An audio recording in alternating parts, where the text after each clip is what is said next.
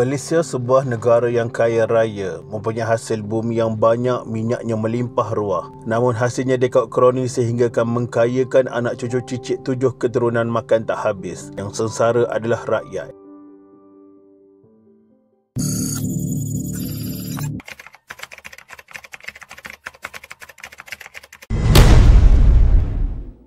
Skandal ini berlaku pada tahun 1981. Sebut sahaja nama Malaysia, seluruh negara menyaksikan negara ini sebagai peneraju dan pengeluar timah terbesar di dunia dengan penguasaan sebanyak 31% bekalan di seluruh dunia. Sekaligus, industri timah merupakan di antara aspek terbesar yang menyumbang kepada pembangunan negara dan menyumbang sebanyak lebih 40,000 peluang pekerjaan kepada rakyat tempatan dan asing. Jadi, untuk mengawal harga timah, sebuah syarikat yang diberi nama Mamiko Sdn Bhd telah ditubuhkan. Apa yang dilakukan oleh syarikat ini adalah ia akan melakukan pembelian olok-olok secara kontrak bagi tujuan mengawal harga timah di pasaran dan mewujudkan permintaan yang tinggi di pasaran dunia. Bagi merealisasikan impian ini, Mamiko telah membuat pinjaman dengan Bank Bumiputera yang kini dikenali CIMB yang dianggarkan sebanyak 1.5 bilion ringgit. Pada mulanya, strategi ini berjaya dengan menyaksikan harga timah berjaya mencapai paras harga yang tinggi.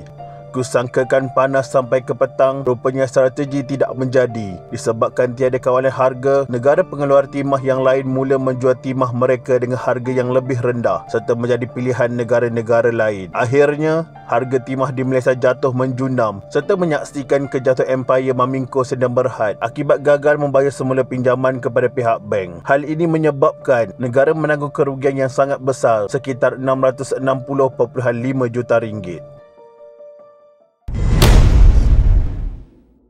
Kerjasama antara syarikat Jepun iaitu Nippon Steel Corporation dan kerajaan Malaysia berjaya menubuhkan syarikat yang dikenali Perwaja Steel. Kerjasama ini sebagai satu usaha kerajaan untuk melaksanakan dasar perindustrian di Malaysia. Bagi menunjukkan betapa seriusnya Malaysia dalam usaha sama ini, kerajaan telah membina sebuah kilang besi yang dianggarkan bernilai 1 bilion ringgit bagi membekalkan keperluan besi yang terletak di Terengganu. Tetapi disebabkan oleh masalah pengeluaran dan operasi, secara rasmi pada tahun 1987, Nippon Steel telah menarik diri dari usaha sama ini dan meninggalkan Perwaja Steel untuk menanggung segala hutangnya. Hutang yang ditanggung ketika itu telah mencecah 1 bilion ringgit. Yang lagi menambah duka kisah ini, rupa-rupanya pinjaman yang dibuat bagi menubuhkan syarikat ini telah dilakukan di dalam mata wang yen, yang ketika itu mata wang yen sangat kukuh nilainya berbanding ringgit Malaysia.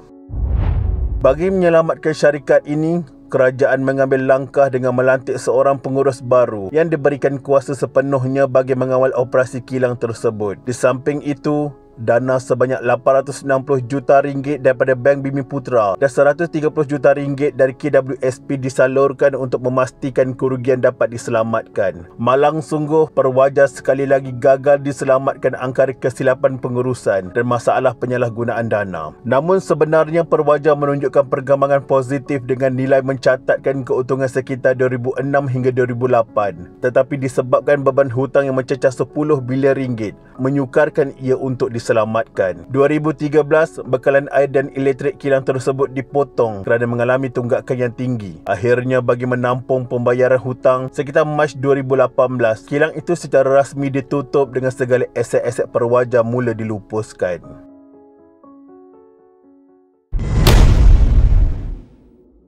Pada tahun 1997, hasil cetusan idea bekas Menteri Pengangkutan Tun Dr. Ling Leong Sik, maka tertubuhnya Zon Bebas Pelabuhan Kelang atau Port Kelang Free Zone (PKFZ). Secara rasminya, PKFZ diluluskan oleh Kabinet Malaysia pada tahun 1999. PKFZ dibina untuk menambahkan lagi kemasukan kargo ke Pelabuhan Kelang. Ini sekaligus dapat menjana ekonomi serta menambah peluang pekerjaan. Kerja-kerja pembinaan PKFZ mula dijalankan pada 1 November 2007. PKFZ dibuka dengan berjaya menarik minat berpuluh pelabur dari dalam dan luar negara mula menggunakan pelabuhan sekaligus menggandakan jumlah kargo dan kontena ditempatkan di pelabuhan tersebut. Spekulasi tentang skandal PKFZ mula timbul apabila kos projek meningkat berkali ganda daripada anggaran kos awal iaitu 1.1 bilion ringgit. Lebih mengejutkan, keseluruhan kos yang digunakan bagi menyiapkan PKFZ sebenarnya mencecah 4.6 bilion ringgit. Pada 2008 audit dijalankan. Sebenarnya anggaran keseluruhan kos PKFZ termasuk jumlah faedah hutang adalah 12.5 bilion ringgit. Perbezaan yang sangat ketara bukan? Siapa yang mencuri duit rakyat ini? Tiada jawapan sehingga kini.